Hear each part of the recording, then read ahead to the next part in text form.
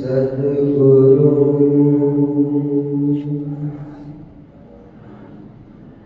मिलवै सर्वथा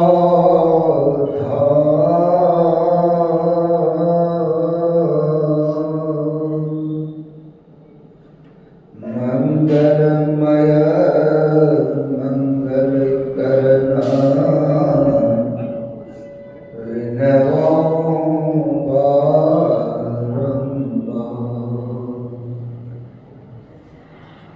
ज्ञान उदधरु ज्ञान घना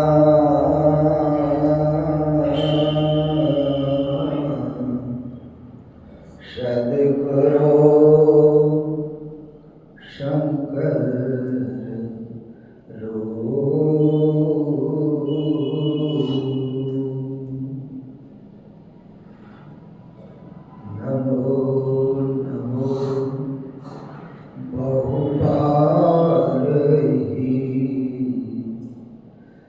सकल सुभोजन भू।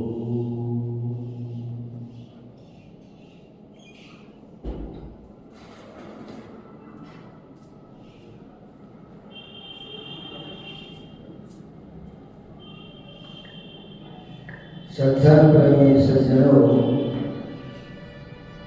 भक्तिमती माताओं बहनों, अभी ग्रंथ पाठ में सबसे पहले हम लोगों ने वेद मंत्र को सुना और पहला वेद मंत्र जो हम लोगों ने सुना उसमें 3 शब्द आया, जगत प्रशस्त ईश्वर, बुद्धि योग और अग्नि के शिखा का योग। पहले वेद और फिर मंत्र, ये दोनों शब्द को हम लोग समझे। शांति से बैठिए, किसी और का फिक्र मत कीजिए, आप सुन लीजिए, काफी हो जाएगा। पहले वेद के बारे में हम जानते हैं। जो जितने भी धार्मिक ग्रंथ हैं उसको आगम कहते हैं और वेद को निगम कहते हैं। क्यों? और जितने भी धार्मिक ग्रंथ हैं वे कोई भीड़ में नहीं कहा गया। भीड़ में कोई ग्रंथ नहीं बन सकता। जब भी एक श्रोता और एक वक्ता हो और वक्ता यशस्वी हो, श्रोता तेजस्वी हो, तो वो ग्रंथ बन जाता है। एक अर्जुन सुना, तेजस्वी, इंटेलिजेंट, और एक कृष्ण ने कहा, श्रीमद् भगवत गीता हो गया। एक सुखदेव ने कहा और परीक्षित ने सुना, श्रीमद् भागवत। एक अष्टावक्र ने कहा, जनक ने सुना, अष्टावक्र गीता बन गया। एक नचिकेता ने सुना, यमराज ने कहा, कठोपनिषद बन गया। बहुत उदाहरण, उधर नहीं जाना चाहूंगा। एक वक्ता और एक श्रोता,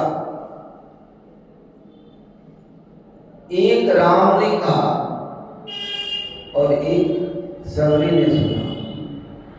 नवधा भक्ति, भक्ति की पराकाष्ठा 9 पायदान पर है।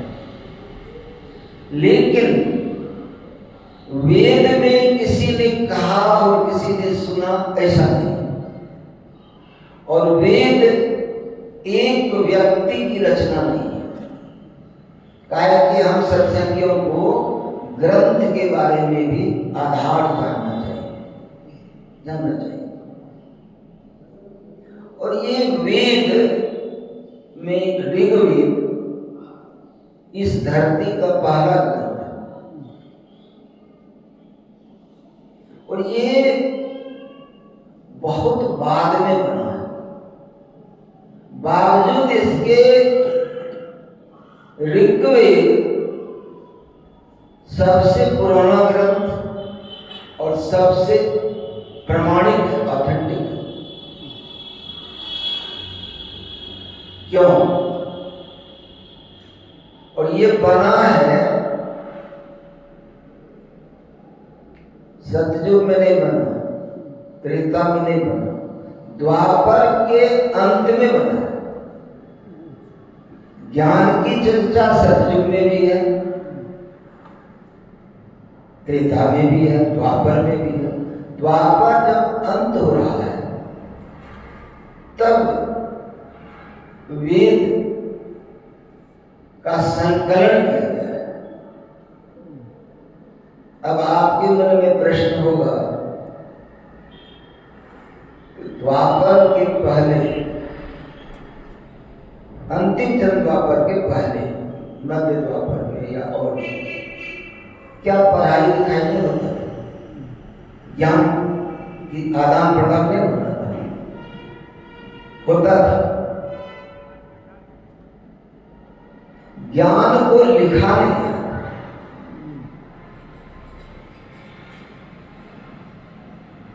महर्षि पराशर का पुत्र कृष्णद्वैपायन वेदव्यास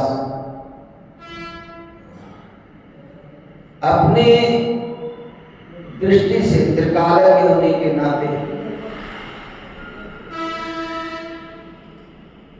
उन्होंने देखा कि अब द्वापर अंत होगा, कलियुग आएगा, लोग विलासी हो जाएगा, बहिर्मुखी वृत्ति हो जाएगा, बार बार सुनने पर भी अंतर्मुखी वृत्ति नहीं होगी। तो एक बार पहले कहा जाता था और एक बार सुन लिया जाता था, हो गया। जीवन में एक बार जो सुन लेता था पहले लोग, उसको दोबारा सुनने की आवश्यकता नहीं होती। आजकल सुनने के बाद में पहले टेप रिकॉर्ड होता था, आजकल वीडियोग्राफी होता है, नहीं, रील बनता है, बार बार देखा जाता है, लेकिन कोई असर नहीं होता। क्यों?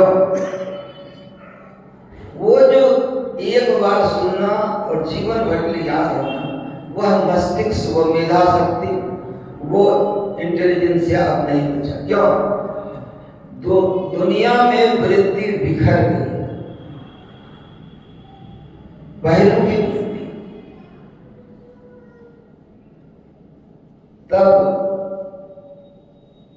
महर्षि वेदव्यास ने सोचा कि अब ज्ञान को लिखित चाहिए, ज्ञान को लिखित चाहिए। तो लिखना शुरू किया। वेद में उनको जगह दी, उनको जगह दी।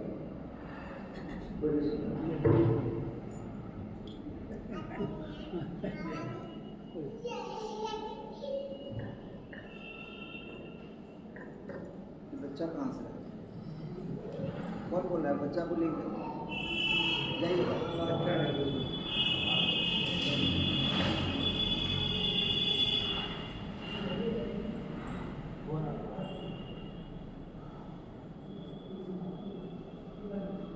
शांति भंग करने का कोई भी प्रयास नहीं करें।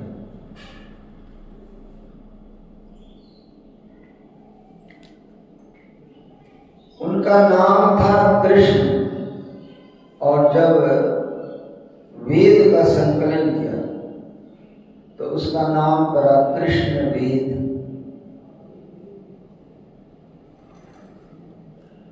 और वेद में श्लोक नहीं है,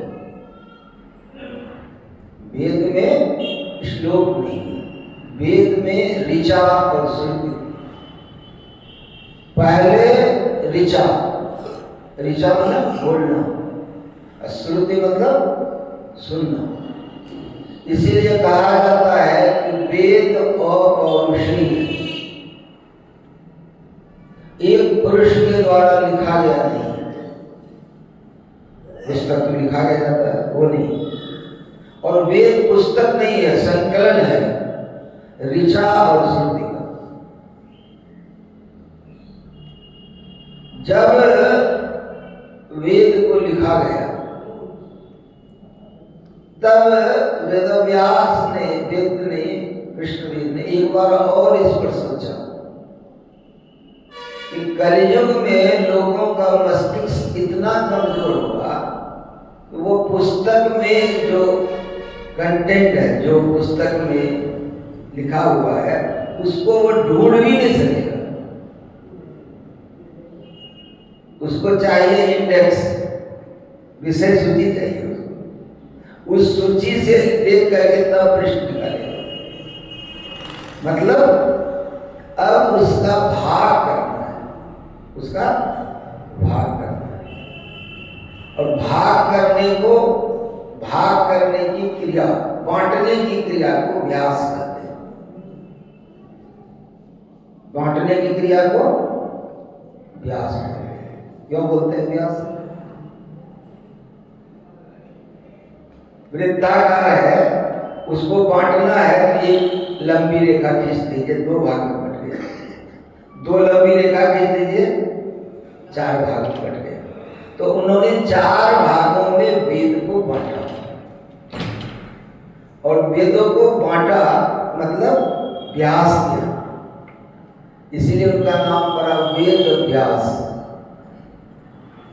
वेद व्यास। तब हो गया उसका नाम महर्षि कृष्णद्वैपायन वेदव्यास।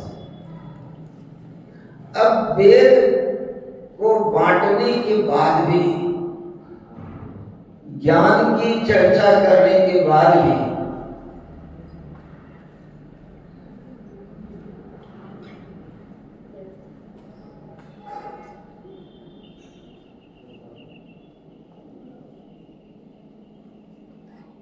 जो बैठे हैं वो यही झटपट करें, जो आएंगे बैठ जाएगा, बैठाने की कोशिश मत कीजिए, ठीक है? जहां जगह खाली होगा वहां बैठ जाएंगे, क्यों आगे पीछे करा रहे हैं? आप शांति से सुन लीजिए ना, शांति से। नहीं, एक कृष्ण बोल रहा है, एक अर्जुन चाहिए, आप अर्जुन को सुन लीजिए, कोई काम बैठे क्या फर्क पड़ता है? अभी जो व्यवस्था है इसको करने दीजिए। श्री सद्गुरु महाराज की जय। भगवान बुद्ध के समय की बात है, गौर से सुनिए। एक बार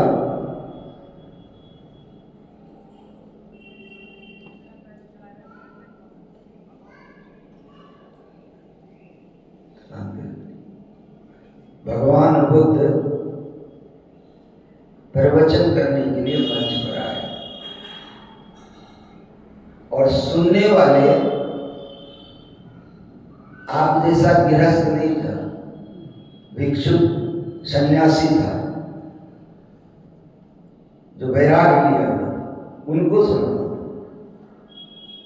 और भगवान बुद्ध मंच पर आकर बैठा। 1 घंटा बैठने के बाद वे मंच से उतरे और सीधा अपने निवास में चले। अब सभी सन्यासी को, सभी भिक्षुक को ये लगा कि भंते आज 1 घंटा तक बैठकर चले गए, और आज ही सबसे महत्वपूर्ण प्रवचन था, और किन्हीं को हिम्मत नहीं था कि जाकर पूछें क्यों प्रवचन नहीं। लेकिन आनंद कोई अधिकार था कि हम जो पूछना चाहें पूछ सकते हैं। आनंद जाके पूछा कि भंते, आज सभी लोग शांत बैठा था कि आज आपका महत्वपूर्ण उद्बोधन होगा, प्रवचन होगा, आज आपने कुछ नहीं कहा, क्यों? कहा आनंद, आज मैं आत्मज्ञान समझाने वाला था, या मतलब वह शांति की बात बताने वाला था। सारे लोग शांत बैठे थे, माहौल था कि हम कुछ कहें, लेकिन सारे भिक्षुक शांत बैठे थे, एक भिक्षुक का दाहिना पैर का अंगूठा हिल रहा।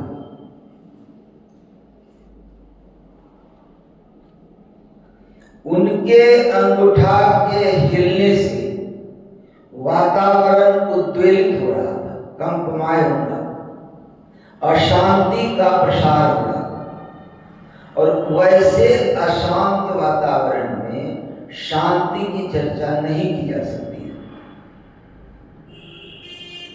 इसीलिए अपने वक्तव्य को बिगाड़ जाने से अच्छा है कि मैं उस वातावरण को देखकर विवाद हो जाए।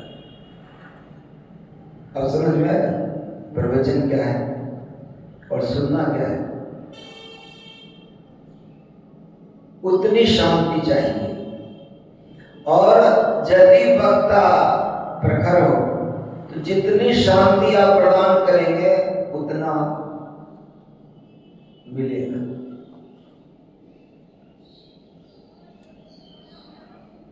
वो पार्वती को शिव जी कहे, उत्तरकांड में है कि श्रोता सुमति सुशील सुचि, नहीं, कथा रसिक हरिदास, नहीं, पाय उमा अति गोप्यमती सज्जन करहि प्रकाश, नहीं।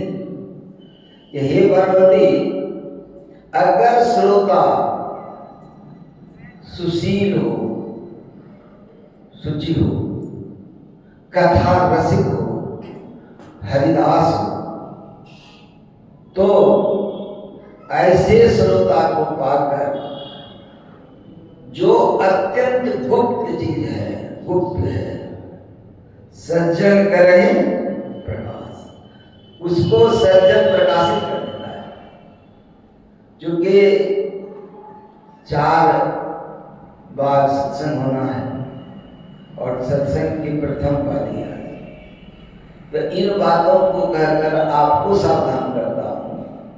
कम ही सही, ज्यादा भी सही, लेकिन जो भी आए वो शांत स्थिर बैठेंगे तो बहुत कुछ मिलेगा, विश्वास से। तो वेद में ज्ञान की बातें लिखा और उसके बाद वेद को 4 भाग में बांटा, ऋग्वेद, यजुर्वेद, अथर्ववेद, सामवेद। सबके अलग अलग विषय हैं। मैं वेद पढ़ाने के लिए आने बैठा हूँ, वेद के एक दृष्टांत के अध्याय को समझाने आता है। लेकिन अब देखिए, वेदव्यास जब ज्ञान की बातें लिखा तब उन्होंने समझा कि इतना शुष्क ज्ञान कलियुग में लोग नहीं सुने। तब कलियुग में कोई बात समझाने के लिए दृष्टांत चाहिए, दृष्टांत में कहानी चाहिए, और कहानी भी पुरानी चाहिए जिसको कि वे सुन करके दृष्टांत के हिसाब से याद करें। नहीं कोई बात समझाने के लिए कोई कहानी करते हैं तो कथावाचक, और पुरानी कहानी। तब वेदव्यास ने पुरानी कहानियों को संकलित करना शुरू किया, और पुरानी कहानियों को पुराण कहते हैं। 18 पुराण लिखा हुआ, 4 वेद के बाद उन्होंने सोचा कि एक 5वां वेद होना चाहिए। जितनी कहानी ये सब सुन रहे हैं, जो सिर्फ सावित्री सत्यवान की कहानी और कहानी संत मत में भी सुनते हैं और भी प्रवचन सुनते हैं, ये सारी कहानियां लगभग महाभारत ग्रंथ से, और महाभारत ग्रंथ को पंचम वेद कहते हैं। और अभी भी धरती पर उससे बड़ा ग्रंथ कोई नहीं, आगे भी शायद नहीं होगा ग्रंथ। इतनी बड़ी ग्रंथ है महाभारत। और महाभारत को लिखने के लिए एक चाहिए राइटर, क्योंकि महाभारत अपने मन से व्यास जी को बनाना था और लिखना भी था, तो एक राइटर चाहिए था। तो सोचा कि कौन होगा राइटर। विद्या की देवी कौन है? सरस्वती। बुद्धि का देवता गणेश। विद्या और बुद्धि दो चीज है। बहुत विद्या वाले को भी बुद्धि नहीं होता है, और बहुत बुद्धि वाले को विद्या नहीं होता है। ऐसा दृष्टांत है समाज में। बहुत विद्या है, बहुत डिग्री है, बहुत पढ़ाई किया, लेकिन बुद्धि नहीं। अब बहुत है कि पढ़ा नहीं, विद्या नहीं है, लेकिन बुद्धि है। ऐसा है, वो सफल है।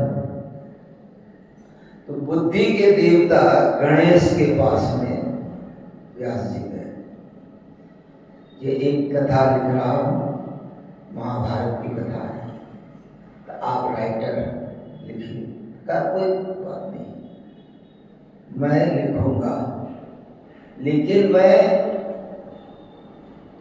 लिखने के समय इंतजार नहीं। आपने बोला, अब मैंने लिखा,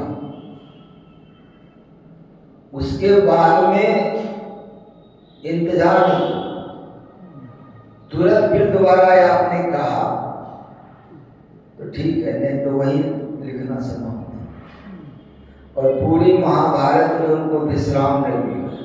लिखते लिखते वो दूसरा श्लोक बन जाता। इसके बाद जो पुस्तक लिखा गया, जो आंख बंद किए हुए आंख खोल के बैठे, गर्दन सीधा करके बैठे।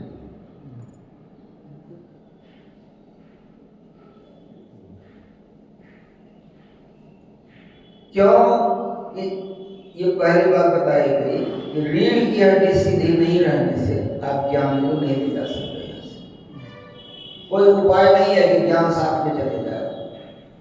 तन के भी नहीं बैठना है, लूजली बैठना है, आराम से।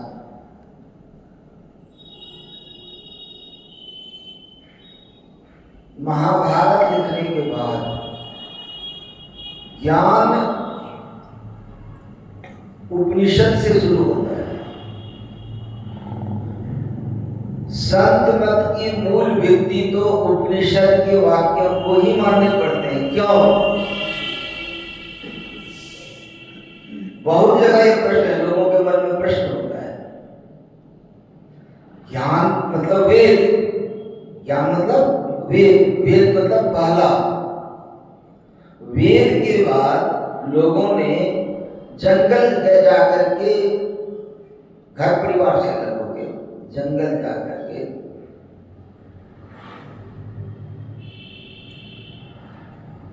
अध्ययन नहीं किया, अनुभव करने की कोशिश किया। और अरण्य में जाकर के जो ग्रंथ लिखा उसका नाम है अरण्यक। कई अरण्यक भी है इधर गुरु महाराज जी।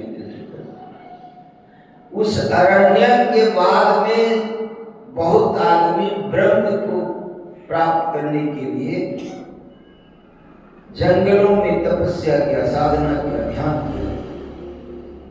और ऐसे ग्रंथ को ब्राह्मण ग्रंथ कहते हैं। ब्राह्मण को जाति नहीं, ग्रंथ का नाम। और आप देखिएगा सत्संग योग में एक बहुत जगह है, सतपथ ब्राह्मण नाम। ब्राह्मण के बाद में जब ज्ञान हुआ ब्रह्म का, तो गुरु शिष्य नजदीक बैठ करके इसकी चर्चा की, इसीलिए उसका नाम पड़ा उपनिषद। उप का मतलब नजदीक होता है, निषद मतलब बैठना संस्कृत का। सचिव के बगल में उप सचिव बैठता है, नहीं, मुखिया के बगल में उप मुखिया, राष्ट्रपति के बगल में उप राष्ट्रपति। उप मतलब नजदीक होता है। ग्रंथ की इस परंपरा में जो सबसे क्लिष्ट और महत्वपूर्ण ग्रंथ है, उस ग्रंथ का नाम है ब्रह्म सूत्र। ब्रह्म सूत्र। और ब्रह्म सूत्र को उपनिषद का सार कहा गया। उपनिषद का सार।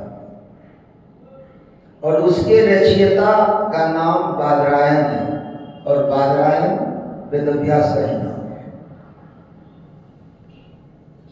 जिस समय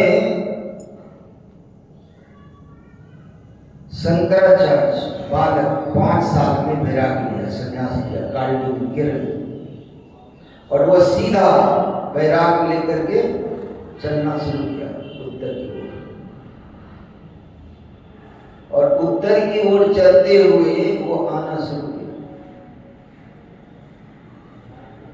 और नर्मदा में, ओंकारेश्वर में, अभी आप लोग कुछ लोग देख के गए नहीं, नदी बहुत नीचे है, पत्थर के ऊपर पर है।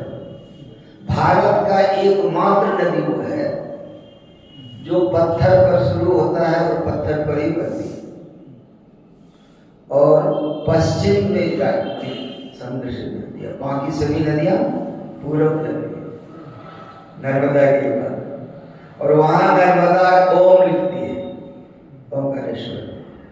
और कई बांस ऊपर है आसमान, नर्मदेश्वर नहीं, और ममलेश्वर 2 है।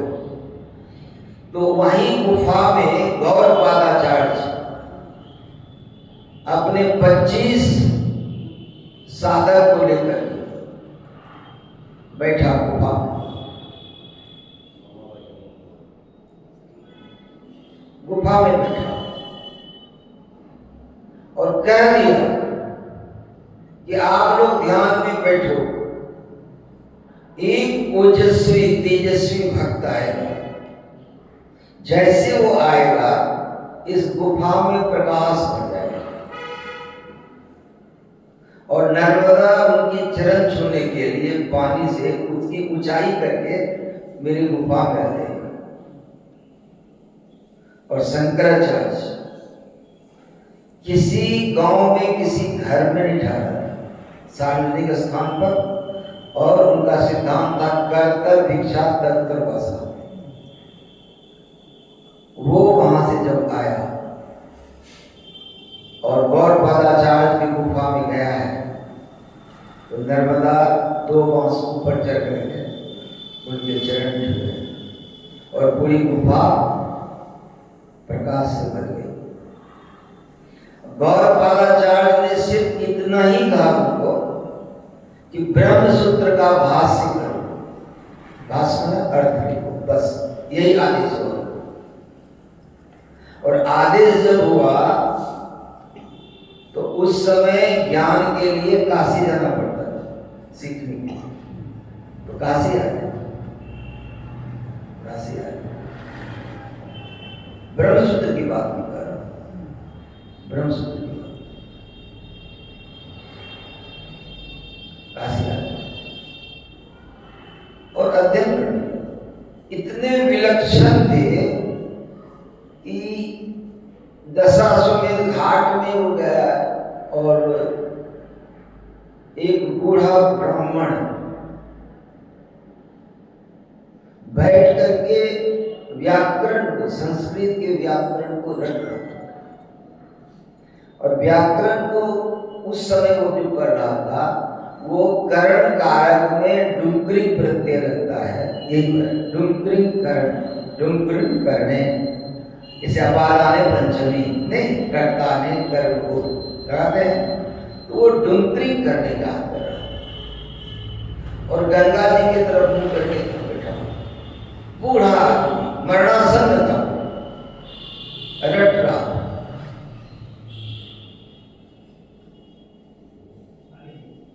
तो ये बालक गंगा जी की तरफ चला गया और उनका मुंह देखने लगा, छोटा लड़का था। अब कोई रट रहा है, अब कोई सामने मुंह देख रहा है, तो उठकर पूछे नहीं। जैसे वो ब्राह्मण उस लड़का की ओर देखा,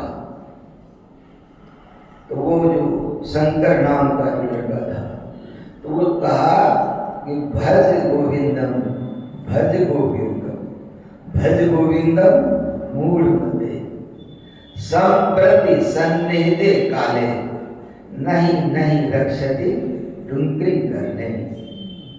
भज गोविंदम भज गोविंदम। अरे ईश्वर की भक्ति करो, ईश्वर की भक्ति करो। भज गोविंदम। मूढ़ मते, मूढ़ हो मतलब अज्ञानी हो, भ्रष्ट हो। क्यों?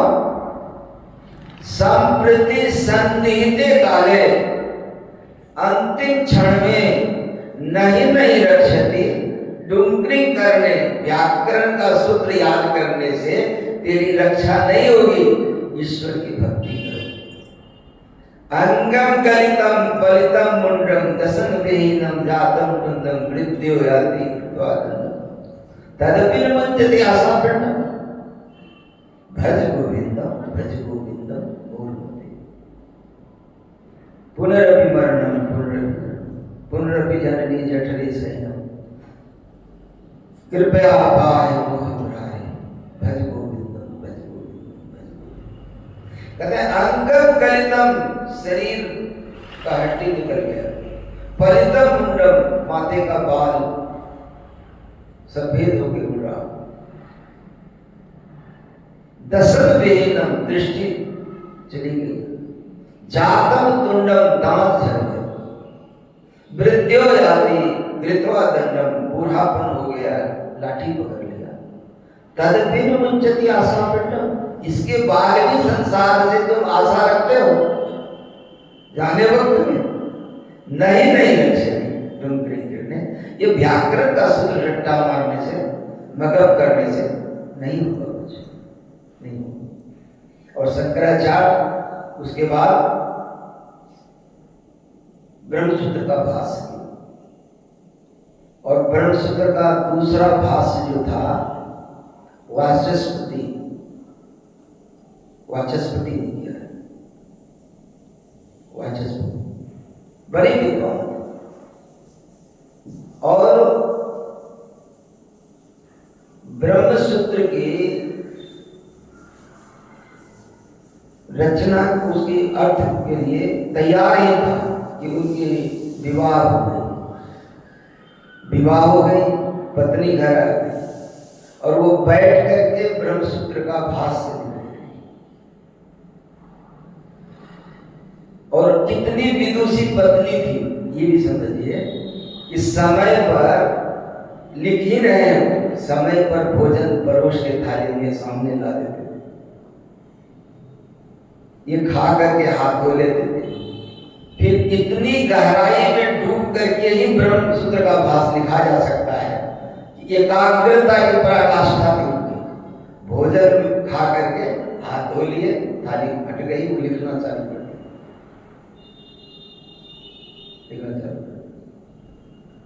70 वर्षों के बाद उनका पूर्णाहुति हुआ, ब्रह्मसूत्र का भाष्य पूरा हो गया।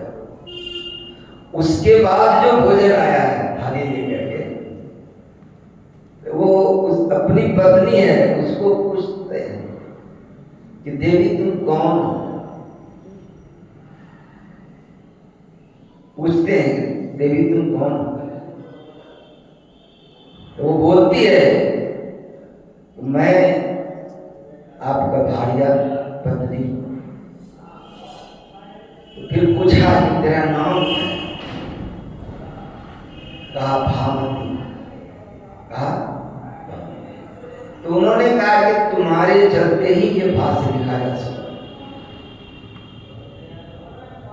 इसीलिए इस भाष्य का नाम होगा भामती भाष्य।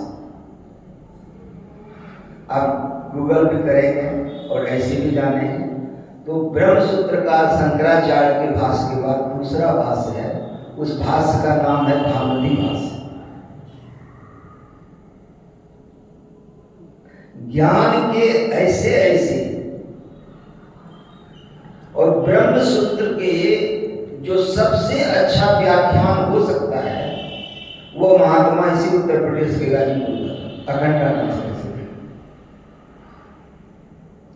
तो ब्रह्मसूत्र जब दिए, कौन ब्रह्मसूत्र किसने लिखा? किसने लिखा? भाष्य किया था, लिखा किसने? ब्रह्मसूत्र किसने लिखा? बादरायण, उन्हीं का नाम था। ठीक है, क्रॉस करना पड़ता है ना बीच में। हाँ, ब्रह्मसूत्र अखंडानंद सरस्वती बहुत अच्छे लोग। तब इतना लिखने के बाद, इतना करने के बाद महर्षि वेदव्यास जहां जाते थे उनको मन नहीं लगता और बेचैन रहते। तो उनकी गति ऐसी थी कि विष्णु भगवान को उन्होंने आह्वान किया, विष्णु भगवान आ गए। ताकत होता है, अपनी ताकत से कोई बुलाता है, किसी को बुलाया और उनको पूछा कि मैं इतना बेचैन, बेकल, अशांत क्यों? कहा महाराज आपने ज्ञान की बहुत बात लिखी, ज्ञान की बहुत बात लिखी, रस नहीं लिखा, भक्ति नहीं लिखा। इसीलिए आपको रस और भक्ति वाली बात लिखनी चाहिए। और रस जो है वेद में ईश्वर की परिभाषा है, रसो वै सह, वह रस है, वह रस है।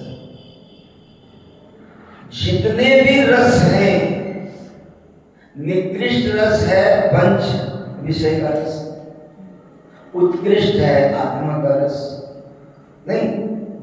तो जितने भी रस हैं, वो भोजन का रस है, संगीत का रस है, सुनने का रस है, देखने का रस है, सभी परमात्मा से। और उत्कृष्ट रस होता है हरि रस, परमात्मा का रस नहीं। जैसे है सत्य चेतन अव्यक्त वही, अव्यक्तियों में व्यापक नाम वही। तो एक नाम जो ओंकार है, स्फुट है, उद्गीत है, वही नाम नीचे आके बिखरते बिखरते जितने नाम हैं सभी नाम वही ओम का है, वही का बिखराव। वो एक नाम से अनेक हो गया सारा नाम। उसी तरह से एक रस है परमात्मा में, हरि रस, और हरि रस से सारा रस हो गया इधर, जितने भी रस नहीं। और उस रस के बारे में संत ने बहुत रचना की, चर्चा की, बताई। सुंदरदास जी महाराज ने रस के बारे में बताया। क्या बताया? क्या बताया? कोई पिए राम रस प्यासा, कोई पिए राम रस प्यासा नहीं। कैसे? गगन मंडल में अमृत सर्व है, उन्मुनि घर को वासा। कोई पिए राम रस प्यासा नहीं। शीश उतार धरे धरती पर करे न तन के आशा। ऐसा महंगा अमी बिकावे 6 ऋतु 12 मास। मोल करे सो छके दूर से दौलत छूटे वासा। जो पीवे सो जुग जुग जीवे कभी न होए विनाशा। कोई पिए राम रस प्यासा। या रस काज भय नृप जोगी छाड़े भोग विलासा। सेज सिंहासन बैठे रहते भस्म लगाए उदासा नहीं। गोरखनाथ भरतरी रसिया सोई कबीर अभ्यासा। गुरु दादू प्रसाद कछुए पायो सुंदर दासा। कोई पिए राम रस प्यासा। जितने रस हैं उन सभी रसों से उत्कृष्ट है हरि रस नहीं। कोई पिए राम रस प्यासा। राम मतलब हरि। तो कैसा रस है? शीश उतार धरे धरती पर न्यूछावर होना पड़ेगा। बिटम कुर्बान निछावर इतना महंगा है। ऐसा महंगा अमी बिकावे मतलब प्राण देकर के या प्राण स्पंदन बंद होता है तब भक्ति शुरू होती है। दृष्टि युगल कर अंकुर द्वादश पर दृढ़ थिर दृढ़ उठाए प्राण स्पंद बंद हो जाए मनोदय। ये है भक्ति की शुरुआत। विमलामय द्वादश नासा प्राण स्पंद दे उपनिषद है। तो भक्ति के क्षेत्र में प्राण स्पंदन बंद होना पहली क्रिया है और सांसारिक क्षेत्र में प्राण स्पंदन बंद होना अंतिम क्रिया है जी। संसार में प्राण स्पंदन बंद होना बिना अभ्यास के भी प्राण स्पंदन बंद होगा लेकिन वह अंतिम बात होगी। राम नाम सत्य और साधना में प्राण स्पंदन पहले बंद होता है।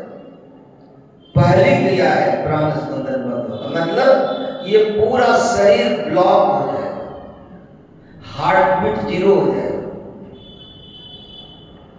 शरीर स्थूल शरीर का कोई क्रिया नहीं होगा। दोनों एक चीज है।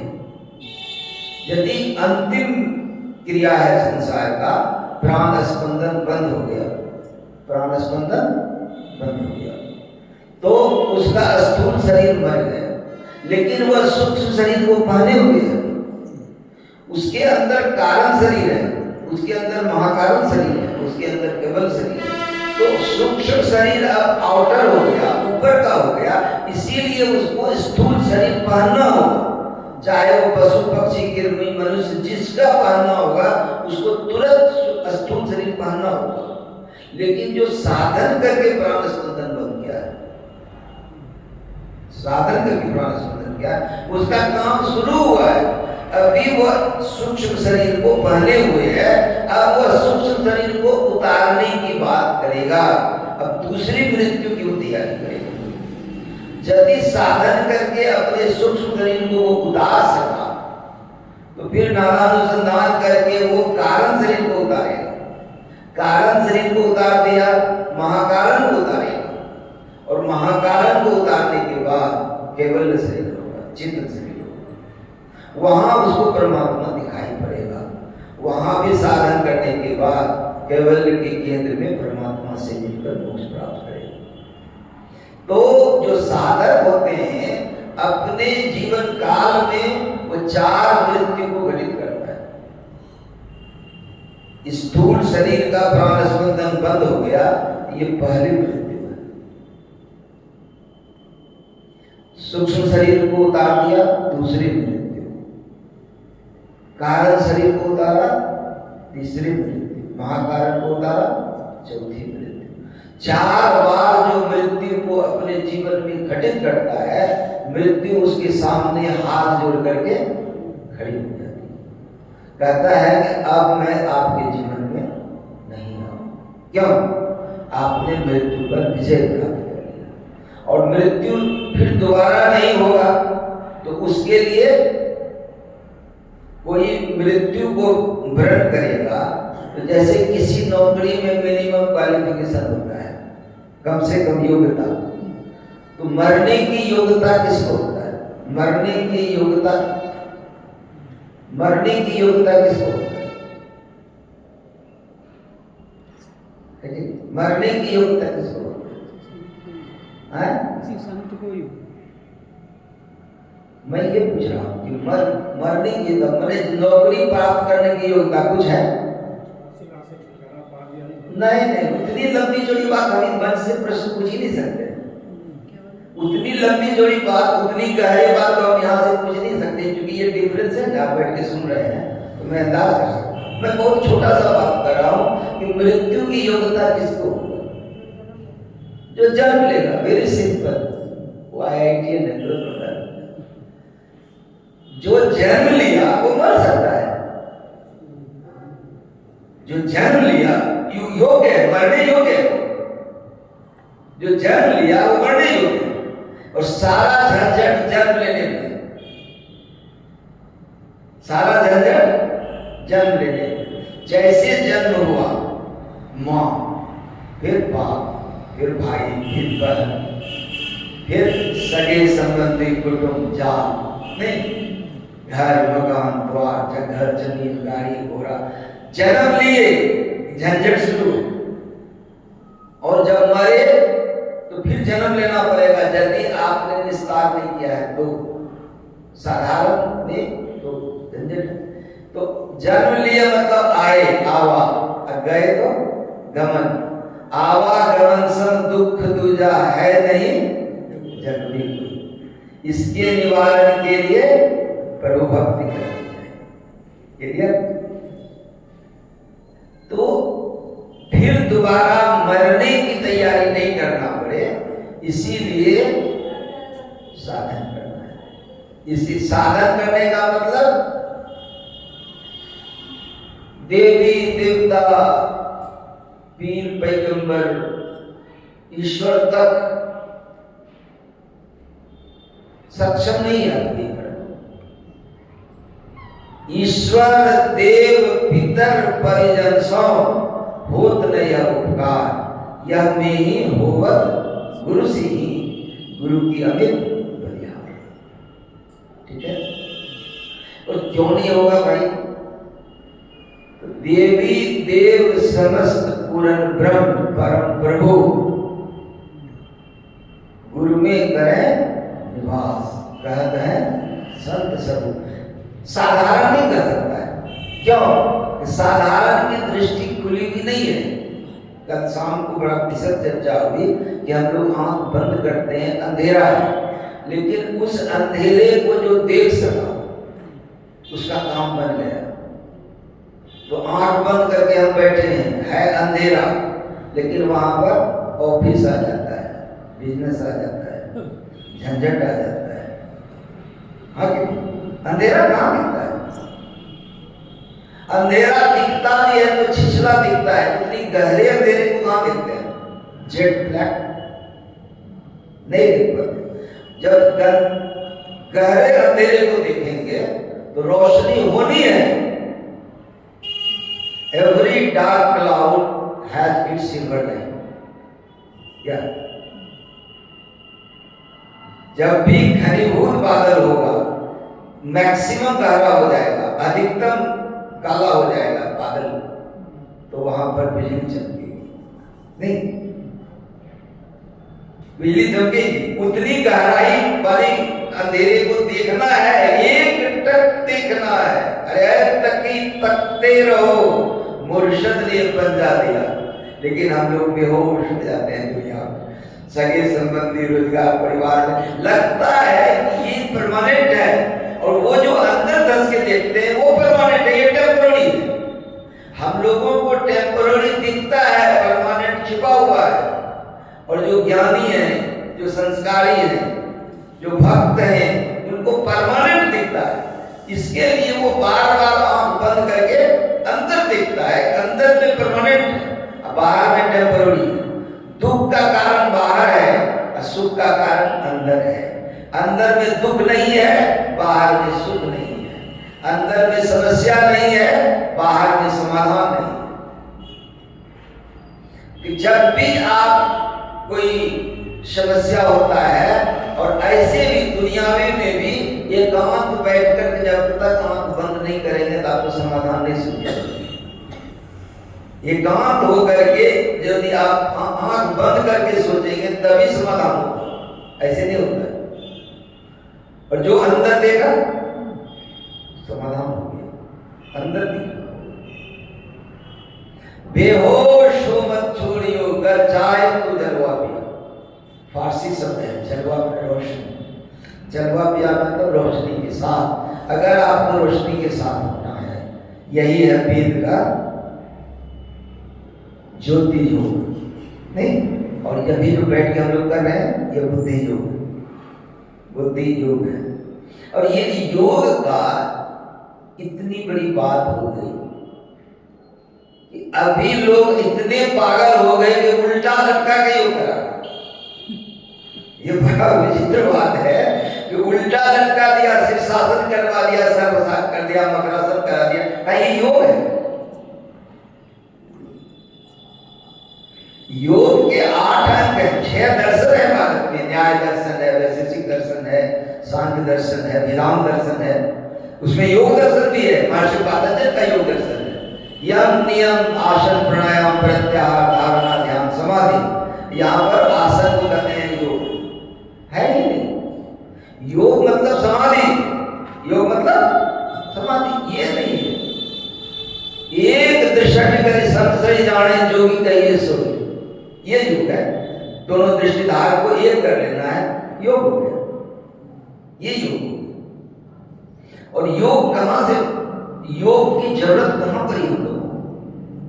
योग की जरूरत कहां पड़ी? वेद में है कि परमात्मा की मौज एको अहम बहुत श्याम, मैं एक हूं बहुत हो जाऊं, मैं एक हूं बहुत हो जाऊं। यही योग हो गया। चिंता का उदय हो गया, चिंता का उदय हो गया, जीव बन गया। वही परमात्मा जीव में आ गया। तो ये वियोग हुआ। और वियोग होने के बाद योग जरूरी हो जाता है। जैसे आप हैं, आपका अंश आपका बच्चा है, बच्चा दूर चला गया, लायक नालायक जो भी है, लेकिन आपके मन में एक कचोट होगा, एक छोप होगा कि वो आ जाए मेरे पास आ जाए। यही परमात्मा को भी हुआ है। इसीलिए 84 लाख योनि बनाने के बाद उनको एक शरीर बनाना पड़ा मनुष्य का, जिसमें कि लौटने की व्यवस्था है, जिसमें लौटने की व्यवस्था है। और इस शरीर को आपको दिया है योग समझ के नहीं, योग समझ के जिनको दिया है वो तस्वीर लगी हुई। जो इस शरीर के योग था उनकी तस्वीर लगी हुई। हम लोग अयोग हैं। रामायण में है कि कब हूं कि नहीं करुणा नर देही, देत ईश बिनु हेतु से नहीं, देत ईश बिनु हेतु। कभी करुणा करके मतलब आपका अंश, आपका बच्चा है, बहुत नालायक है, वो गिरते गिरते एकदम गिर गया, तो आप फिर भी उनको कहते हैं चलो एक मौका तुमको देते हैं, कहीं एडमिशन करा देते हैं, कुछ तो बनोगे, कुछ तो बनोगे। तो उनको कहा कि देखो पशु पक्षी कृमि आदि जोनिन में भर में हो बहुबार, कई बार इसमें चक्कर काटे। तो कबहू कहीं करुणा, करुणा बस वो परम पिता है, हम लोग संतान होंगे तो वो करुणा करके कहो चलो एक बार तुमको मनुष्य शरीर दे दिए। नहीं, मनुष्य शरीर में दुख सुर दुर्लभ मानुष कर पाओ, बड़े भाग मानुष कर पाओ, सुर दुर्लभ सब ग्रंथ ही पाओ। तो ये ग्रंथ सब कहते हैं कि बहुत दुर्लभ शरीर है। तो अयोग है जो बार बार प्रवचन सुनने के बाद भी धक्का नहीं लगता है कि ध्यान में ही डूब जाए, बार बार सुनने की आवश्यकता है, फिर भी वो रंग नहीं चढ़ता है जो चढ़ना चाहिए, फिर नहीं लगता है कि वैसा हो जाए। हाँ कि नहीं? वही वियोग हो गया। अब योग की जरूरत पड़ी, और ये योग इतनी बड़ी चीज है कि इसके आड़ में बहुत रोजगार चल रहा है। कोई उल्टा लटका रहा है, कोई मन को घुमा रहा है, कोई कहता है कि चलो समुद्र के किनारे तुम टहल रहे हो, इमेजिन करो कि लाभ के पद में तुम घूम रहे हो, नहीं खुश हो जाओ। अरे वो मन की बात है, और योग आत्मा परमात्मा की बात है। योग में मन का कहाँ है? मन को तो मारने की बात है। मन निग्रह के समर क्षेत्र में सन्मुख डटना होगा। वक्त नहीं है वीरो, काफी लोग सोने हैं, वक्त नहीं है रतन बाबा आगे प्रवचन करने का, नहीं है। आप अब देखिए, जो वक्त था, आपने जो पैम्फलेट लिखा 7 से 9 और 7 से 9 में भूमिका हुआ है, इंट्रोडक्शन है। अभी विषय वस्तु पर हम आएगा, है कि भूमिका है। ज्ञान क्या है, वेद क्या है, आगम और निगम शास्त्र क्या है, ज्ञान में पराकाष्ठा पर जाने के लिए क्या साधन करना है। क्योंकि ये बड़ी महत्वपूर्ण बात बता रहा हूं आप लोगों को। जो ज्ञान होता है वो आंख से देखने पर, चाहे क्लासरूम में देख रहे हैं, किताब देखने पर नहीं, या पढ़ने पर, आंख से, कान से सुनने पर, तो जो आंख खोल करके देखते हैं और जो कान खोल करके सुनते हैं वो ज्ञान नहीं है, वो ज्ञान की श्रेणी में नहीं है। जो आंख बंद करके देखते हैं, है ना, लखत लखत लखी परे कटे जब फंद है। अरे ऐ तकी तकते रहो, सूरती दर्श करने को जाती, तकती, तकना देखना, दोनों दो क्रिया। तकना मतलब दृष्टि को, दृष्टि के धार को जोड़ करके देखना। अब देखना का मतलब दृष्टि के धार को फैला कर देखना। जैसे अभी देख रहा हूं तो ये ग्रुप भी देख रहा हूं, ये ग्रुप भी देख रहा हूं, दृष्टि फैली हुई है। दृष्टि जुट जाए तो लंबाई चौड़ाई मोटाई नहीं होगा, माइक विस्तृत विहीन होगा, माया का विस्तार विहीन हो जाएगा। देखना, देखने की क्रिया, लखत लखत लखे पर कटे जब फंदे। तो आंख बंद करके जो देखते हैं और देखते देखते अंधेरे की पराकाष्ठा हो जाए और क्षेत्रफल शून्य हो जाए, अगर ऐसा देखने की योग्यता हो गई आपकी, तब ज्ञान उठेगा, रोशनी होगी, उसमें ज्ञान होगा। ठीक है। और कान बंद करके जो सुनते हैं, सूरत संयोग, वो ज्ञान है। तो आप कहेंगे ये बाहर में जो स्कूल कॉलेज में पढ़ते हैं ये ज्ञान है क्या? ये ज्ञान नहीं है, ये ज्ञान नहीं है।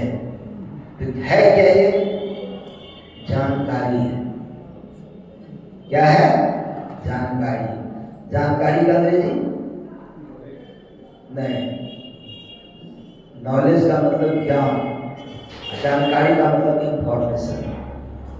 नहीं कहता इस बात की जानकारी करो तो क्या हुआ, मतलब इन्फॉर्म करो।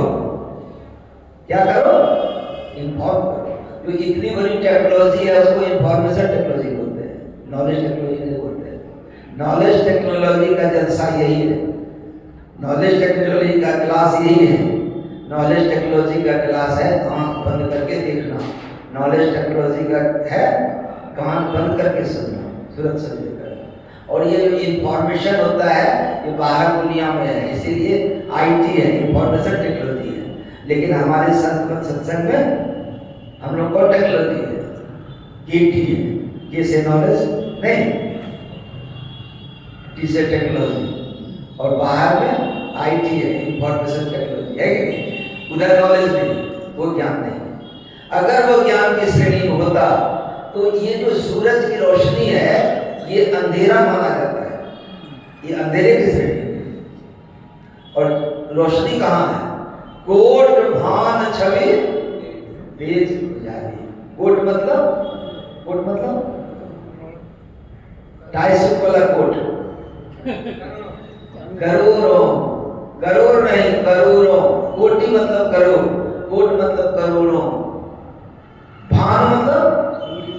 छवि मतलब उनका रूप। तेज उजाले, करोड़ों सूरज के समान जो तेज है वो अंदर में उजाला होता है।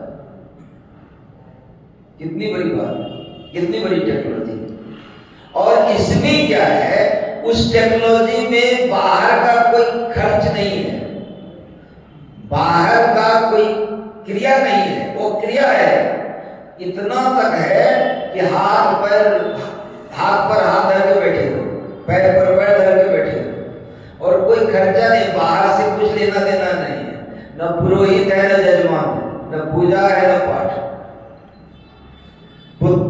पुष्पम पत्रम नैवेद्यम कुछ नहीं चढ़ाना है, आप समर्थ हो। ये भक्ति का ज्ञान यहाँ है, इसी भक्ति से शांति है और इसी भक्ति से परमात्मा की प्राप्ति है। रामायण में क्या कहा गया, भक्ति स्वतंत्र सकल सुख खानी, अभिनु सत्संग न पावै प्राणी। स्वतंत्र भक्ति है।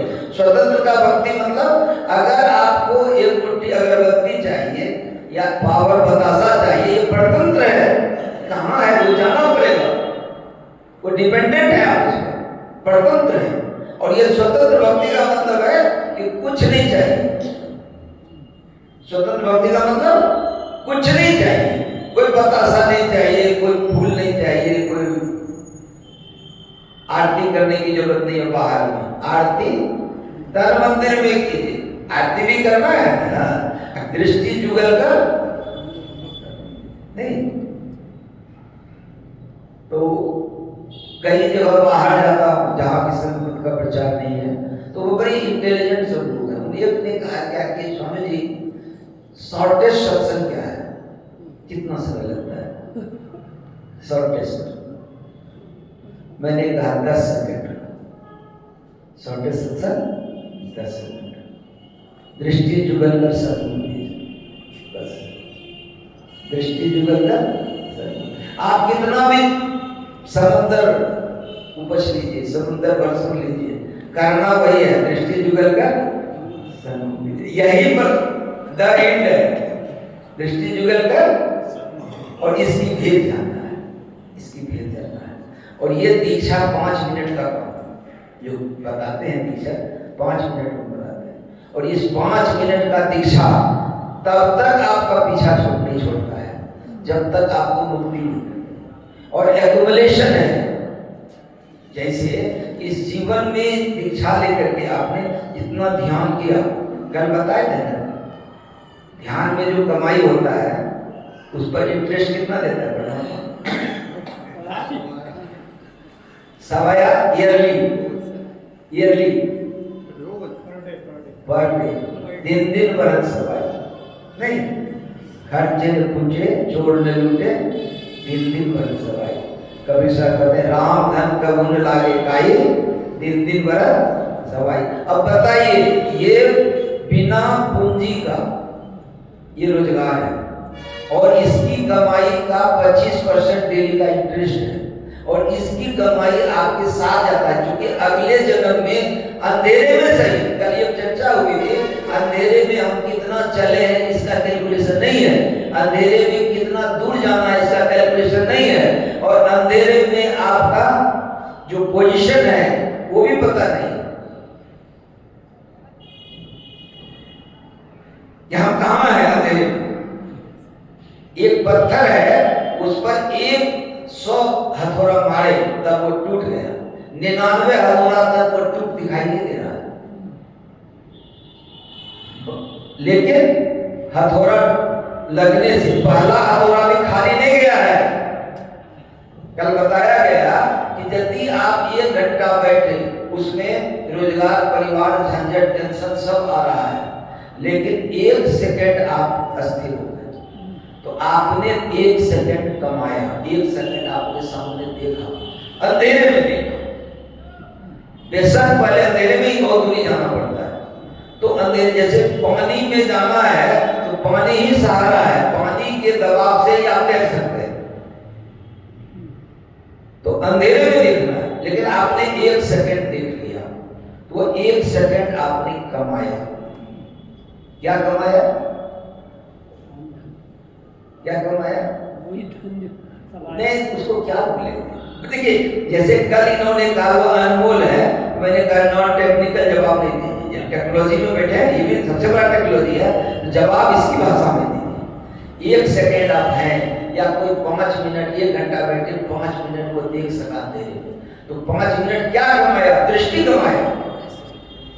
धन कमाने से धनवान होता है, विद्या कमाने से विद्वान होता है, दृष्टि कमाया।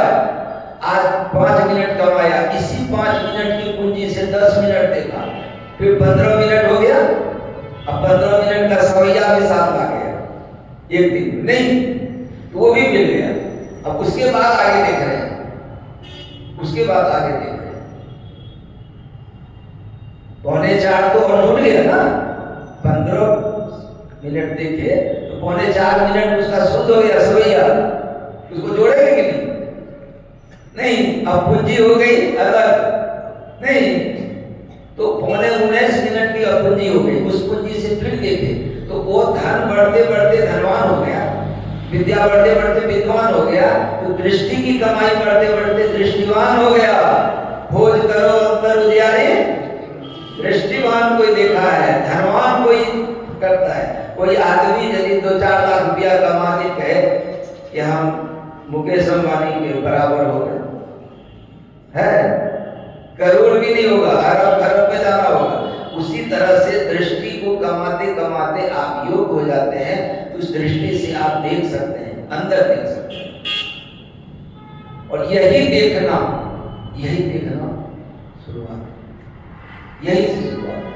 तो अंतर्वृत्ति में मन लगता है सत्संग सुनने से, ध्यान भजन करने से।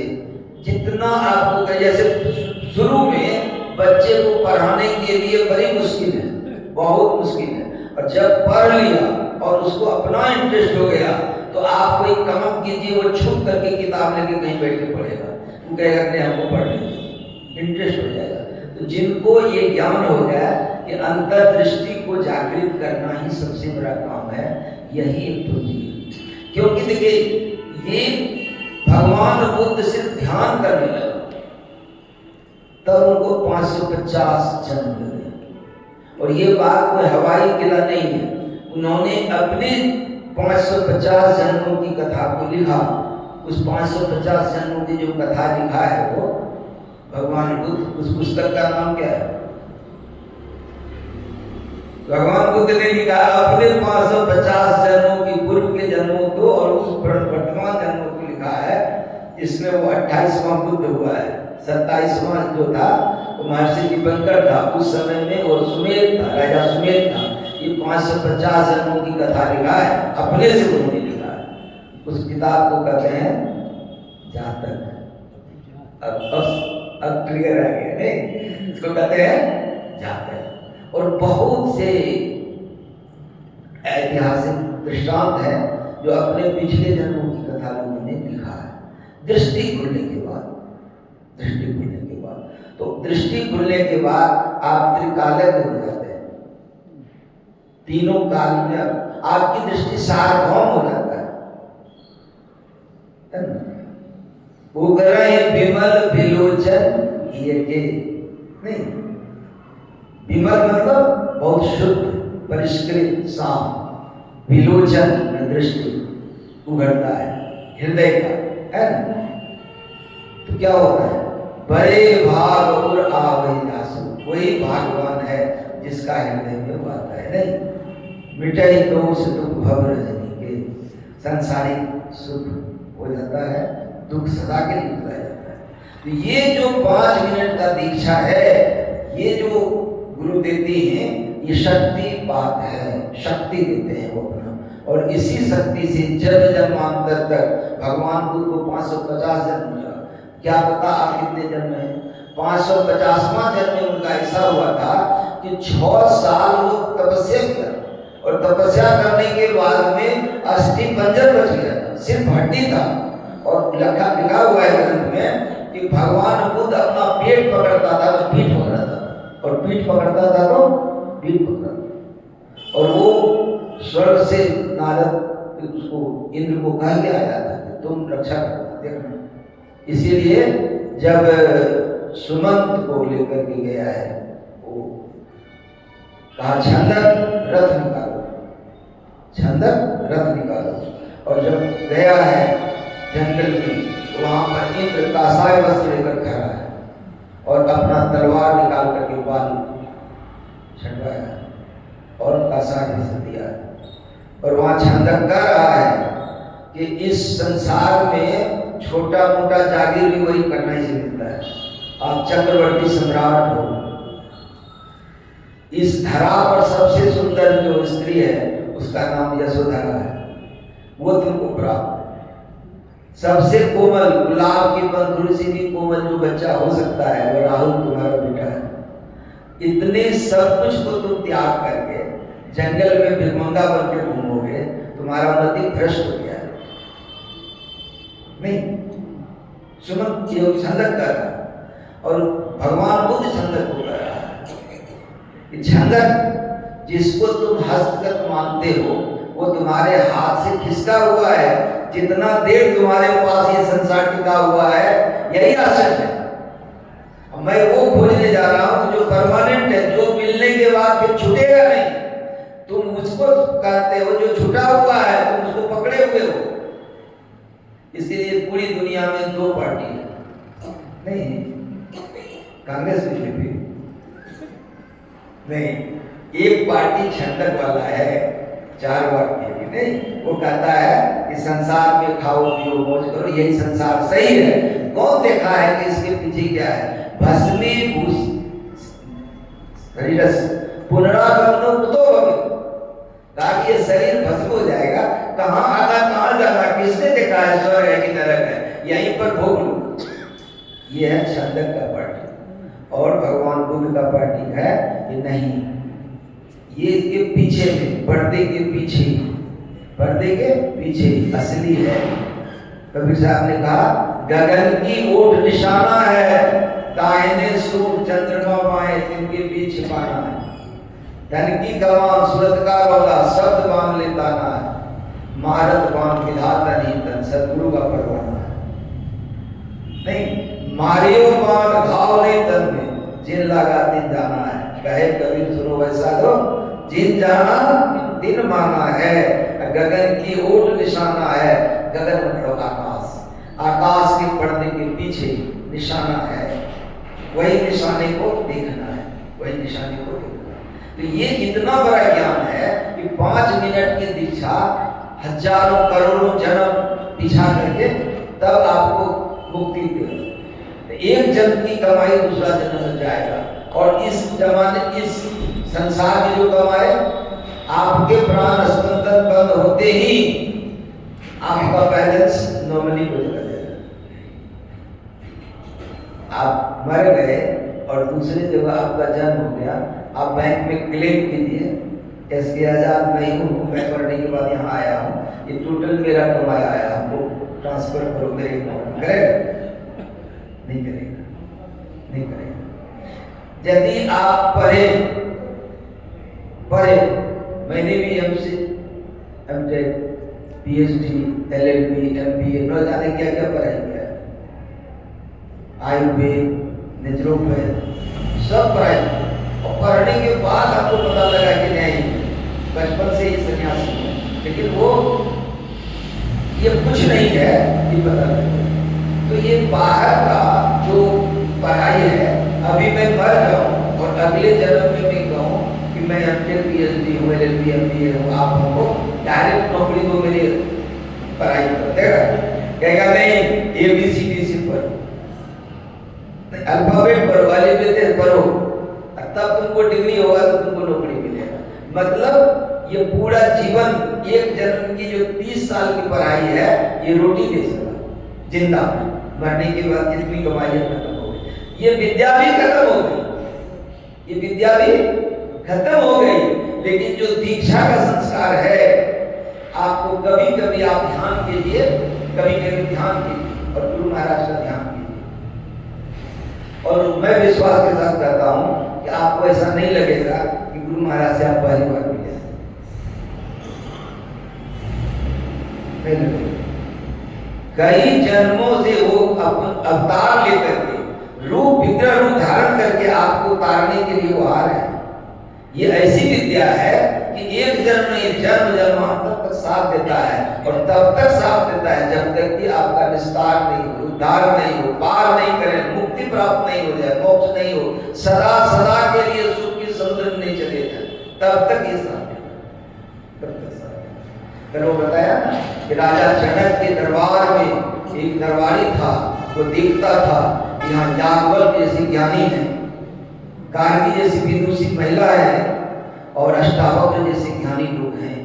तो उनके मन में हुआ कि मैं भी अब से सिर्फ भक्ति करूंगा, इसी रास्ते पर चलूंगा, और वही जीव राजा जनक के दरबार का इस कलयुग में गुरु नानक देव जी बने, गुरु नानक देव जी पूर्ण हो गए।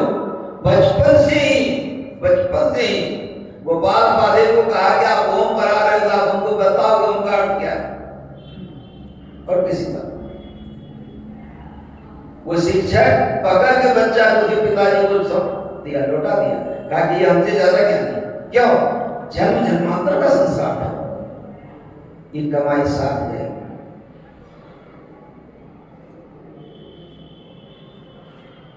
समय और स्थान, स्पेस एंड टाइम नहीं, अभी ये भौतिक जगत का यही मेजरमेंट है, इसी के हिसाब से सब काम होता है। नहीं, क्योंकि एक तो गलती ये था कि पर्चे में जो पैम्पलेट है उसमें कहीं भी सत्संग में तक नहीं लिखा जाता है, 7 से 9 कोई पर्चा नहीं देखेगा, कहीं तो आपको मिलाइए कई बार तो प्रातःकालीन सत्संग 6 से या 7 से, ठीक है, और अपराह्नकालीन 2 से या 3 से, तक कहीं नहीं लिखा होता है। तो मैंने इस बात को कहा भी था कि तक नहीं होता है, और तक नहीं, यदि कोई लिखा है तो आपको भी सूचना मिलना चाहिए यहाँ कुछ होने वाला है, ये जो तक है, ये तक है। क्योंकि मैं 1978 से ही इसमें लगा हूँ, साथ साथ पैरेडी पढ़ाई भी करता था। 1980 के बाद तो मैं कैडर हूँ। कैडर समझते हैं ना? कैडर का मतलब क्या होता है? स्वयंसेवक, संत मत का प्रचारक। 80 से, और एक जगह उस समय गुरु महाराज का शरीर छूटा था, संजीव करते थे, संजीव का साथ में गाड़ी पर बैठ जाता है ना, और वो कहीं नहीं जाते तो गुरु महाराज की गाड़ी थी, वो एम्बेसडर पुराने वाले, और मैं सत्संग हाँ बड़ी है, अब तो कई गाड़ियां हो गई, लेकिन संजीव बाबा पहले उस पर चलते थे। और मैं गया था,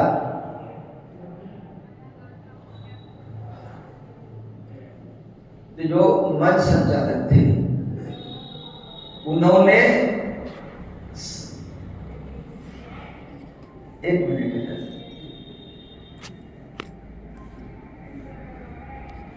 जो मंच संचालक थे उन्होंने बोल दिया कि पूज्य बाबा 10 बजे तक बोलेंगे,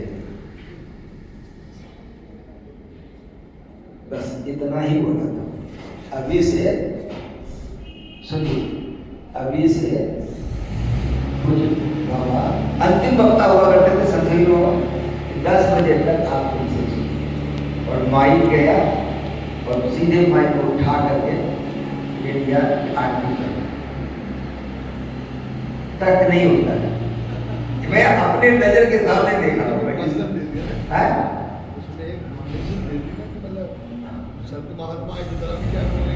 हाँ नहीं, ये परिवेश पर है।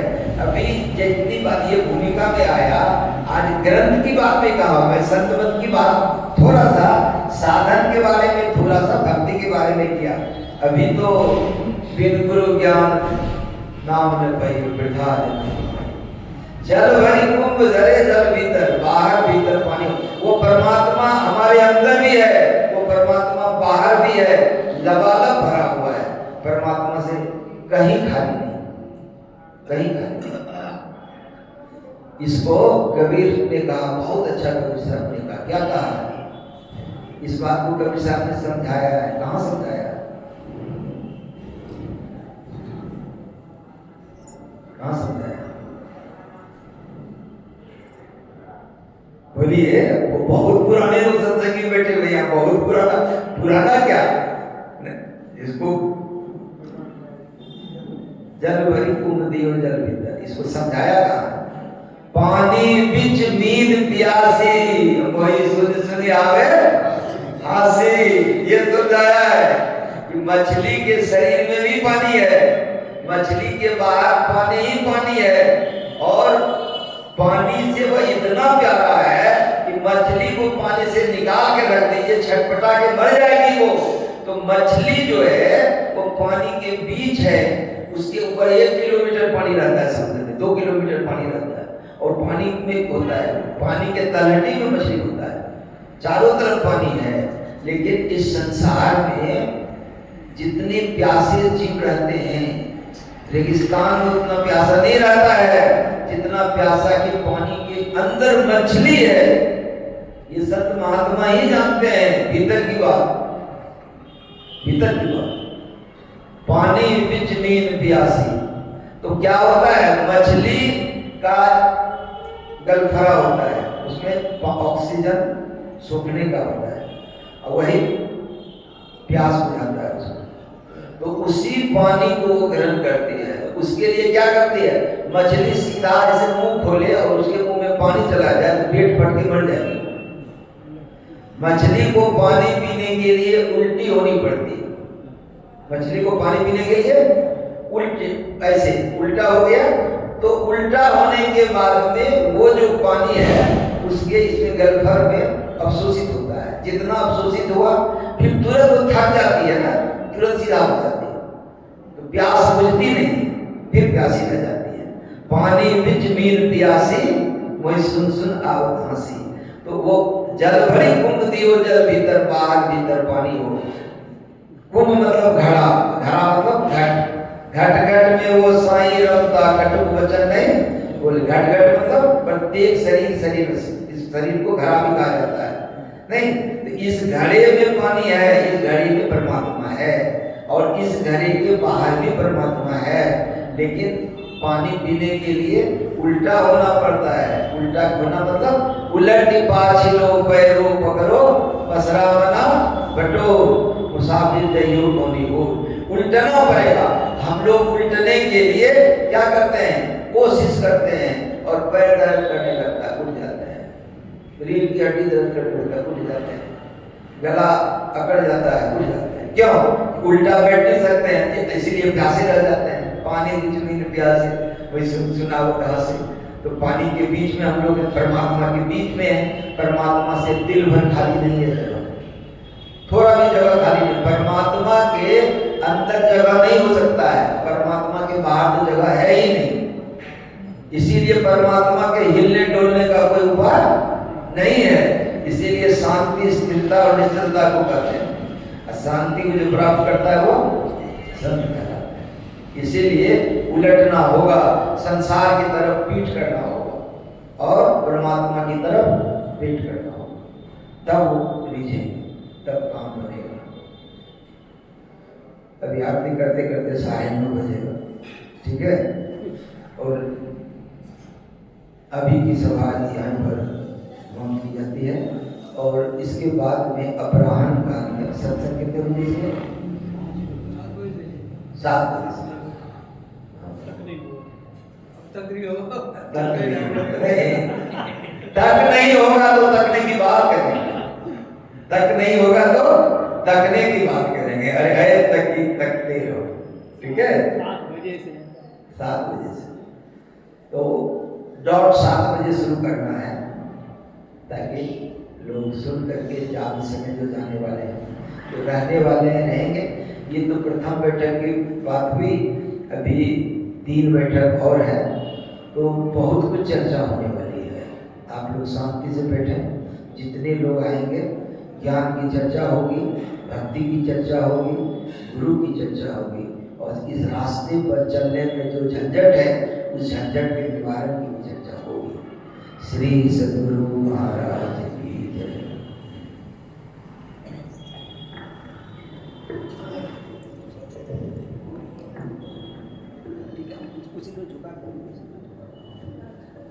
श्री सद्गुरु महाराज की जय। मैं श्री सुरेश विश्वमान आचार्य जी जो कि GTI के प्रिंसिपल साहब हैं, उनके ही माध्यम द्वारा हमारे महाराज जी का दर्शन हुआ। तो मैं उनसे आग्रह करूँगा महाराज जी का परिचय दें और आगामी कार्यक्रम की सूचना दें। श्री आचार्य जी।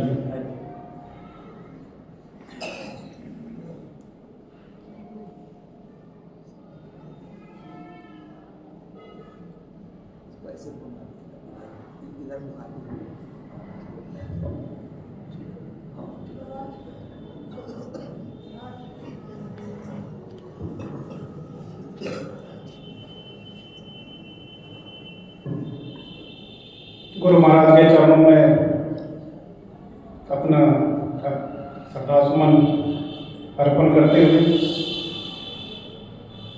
महाराज जी को कोटि कोटि नमन, जो हमारे बीच में बरैचक मुंगेर बिहार से पधारे हैं, मंचासीन हैं और हमें ज्ञान दे रहे हैं, जिनसे हमें आगे प्रेरणा मिलेगी। और हम जो आपका उपदेश था कि मात्र 10 सेकंड का सत्संग भी काफी होता है, दृष्टि युगल कर सन्मुख दीजिए। यदि दृष्टि युगल कर लें तो हमें अपने आप ज्ञान की प्राप्ति हो जाएगी। महाराज जी पहले कहीं सत्संग में जाते नहीं थे, आपने बहुत ध्यान साधना किया और अपने आश्रम में ही बरैचक मुंगेर में रहते थे और वहीं पे इन्होंने अपने अंतर्मन में बहुत कठिन तपस्या की, साधना की। हम लोगों ने देखा है वहाँ जा जाके, क्योंकि मेरा वहाँ ससुराल भी है बरैचक में। वहीं पे 400 संत थे, जिसमें बाबूजी श्याम सुंदर, वो भी भुजंगी बाबा जो आपके गुरु हैं, 400 संतों में धरोहरा गए हुए थे, वहाँ पे 1 महीना का साधना किए थे।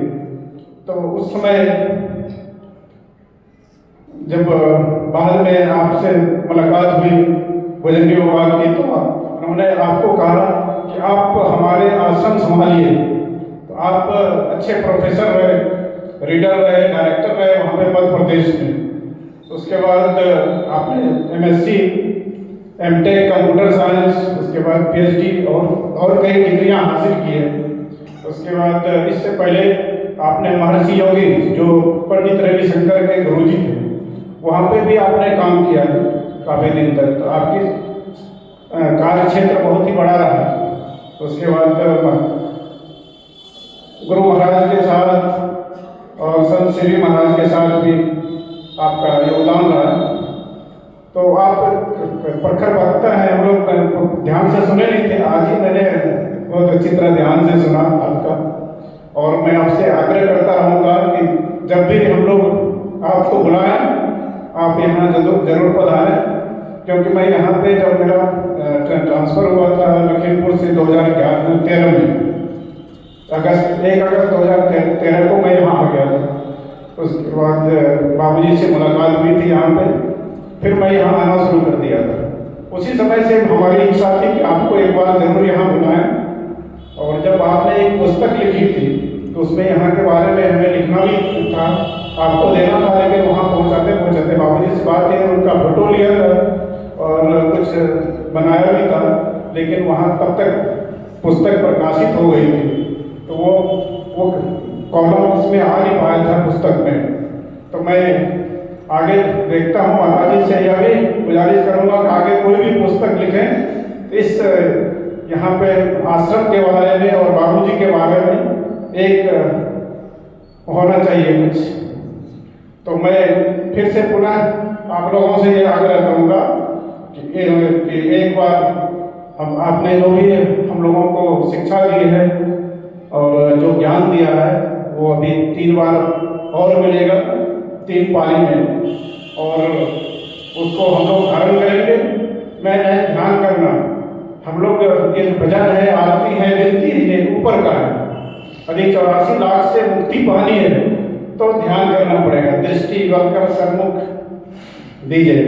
तो प्रतिदिन जो है सुबह और शाम 10 मिनट तो दिमाग इधर उधर भटकता रहता है, कम से कम 20 मिनट 25 मिनट आधा घंटा यदि बैठने की आदत हो जाए तो अपने आप परमात्मा से दर्शन होना शुरू हो जाएगा। जो आपने बताया कारण महाकारण और ऊपर लेवल तक हम पहुंचते चले जाएंगे।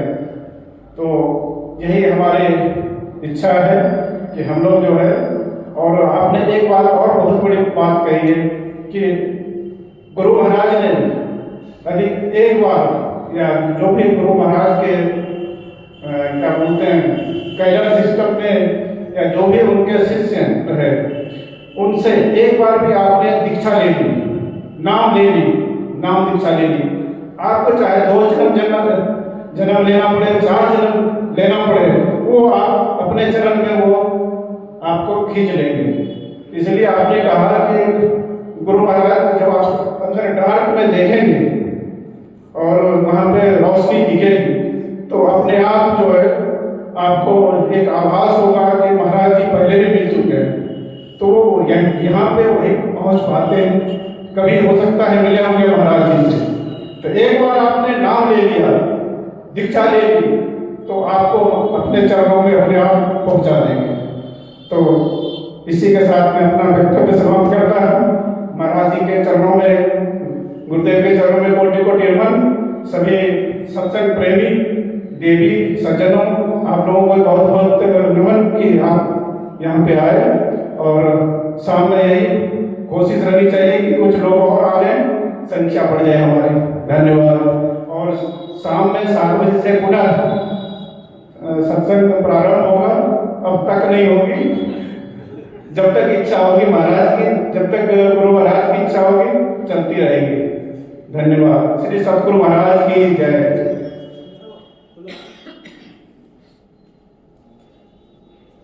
प्रेम से